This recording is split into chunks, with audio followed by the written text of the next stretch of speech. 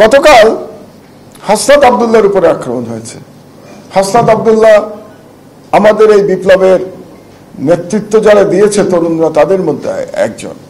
এবং হাসনাত আব্দুল্লাহর উপরে যেভাবে আক্রমণ গতকাল হয়েছে, সেই একই প্রকৃতির আক্রমণ আমার বিরুদ্ধে 2018 সালে কুষ্টিয়ার আদালতে হয়েছিল।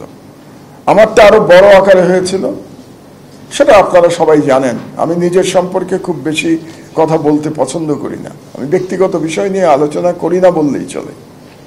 তো হাসনাত আব্দুল্লাহর উপরে যারা আক্রমণ করেছে, যে ফ্যাসিস্টরা আক্রমণ করেছে, সেই একই ফ্যাসিস্টরা কিন্তু 2018 সালে আমার বিরুদ্ধে আদালত চত্বরে আক্রমণ করেছিল।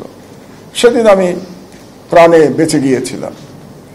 তো হাসনাত আব্দুল্লাহ তিনিও বেঁচে গেছেন গতকাল। তার মানে বোঝা যাচ্ছে যে ফ্যাসিস্ট শক্তি এখনো বাংলাদেশে আছে। তো এই ব্যর্থতা কাদের, সেটা নিয়ে আমি একটু পরে আলোচনা করব। তার আগে আমি দু একটি কথা বলে নিই, খুবই প্রাসঙ্গিক, খুব লম্বা করব না আমার বক্তৃতা।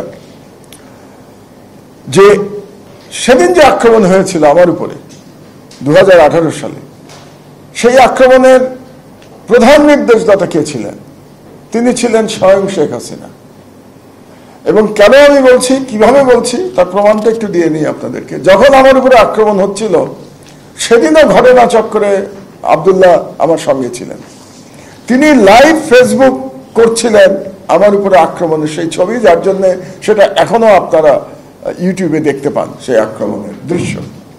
এবং আক্রমণ চলাকালীন তখন বিএনপি অফিসে, বিএনপির যে চেয়ারপারসনের অফিস গুলশানে, সেখানে সম্ভবত একটি তাদের দলীয় সভা চলছিল এবং সভায় সভাপতিত্ব করছিলেন দলটির মহাসচিব মির্জা ফখরুল আলমগীর।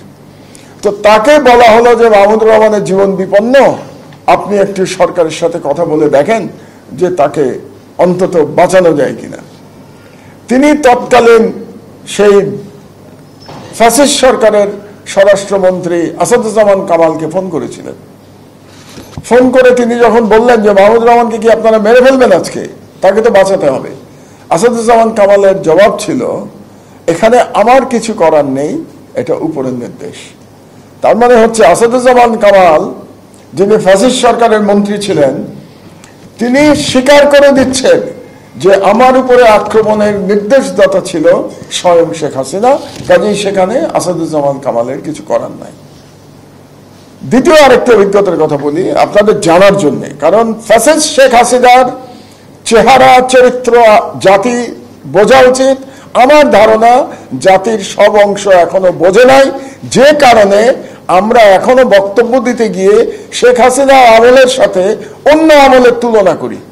আমরা বলি যে অন্য আমলেও মিডিয়ার প্রতি আক্রমণ হয়েছে। এটা যখন বলি আমরা, তখন ফ্যাসিস্ট শেখ হাসিনাকে এক ধরনের লেজিটিমেসি দেই আমরা।